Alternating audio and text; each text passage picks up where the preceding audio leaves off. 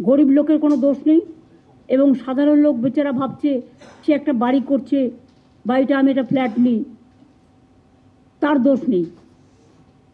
দোষটা হচ্ছে যে করেছে ইল্লিগাল কাজটা, আর যে মিউটেশন দিয়েছে এবং সমস্ত লাইসেন্স দিয়েছে তাদের ব্র্যাকেট করো, তাদের ব্ল্যাকলিস্টেড করো, সে যেই হোক।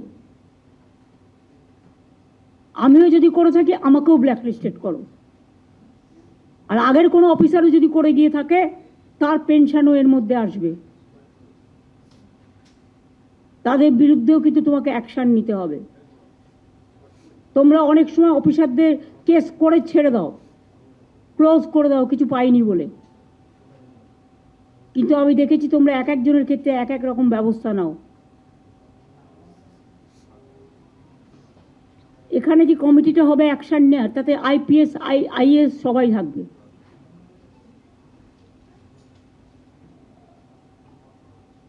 এবং WBPS WBCSও থাকবে।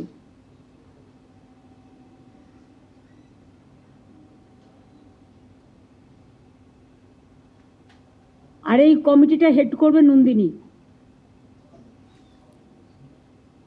কারণ চিফ সেক্রেটারি অত সময় নেই, টাইম টু টাইম চিফ সেক্রেটারিকে রিপোর্ট করবে, চিফ সেক্রেটারি আমায় জানাবে।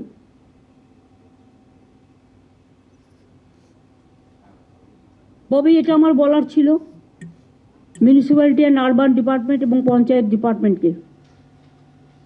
তোমরা দেখে নেবে গরিব লোকেরা যে বাড়ি নিচ্ছে সেই বাড়িগুলো যাতে পঞ্চায়েতকে আমি বলছি ঠিক মতো হয়, ডিএমদের বলছি, বিডিওদের বলছি, সার্ভে করুন।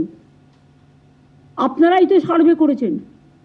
আপনারা সার্ভে করার পরে যদি কোথাও কোনো ভুল বেরোয়, সেই ভুলটা কিন্তু যে জেলা বা বিডিও বা আইসি এই সার্ভেতে ছিল বা ডিপার্টমেন্ট, তাদের বিরুদ্ধে অ্যাকশন হবে, এটা মাথায় রাখবেন।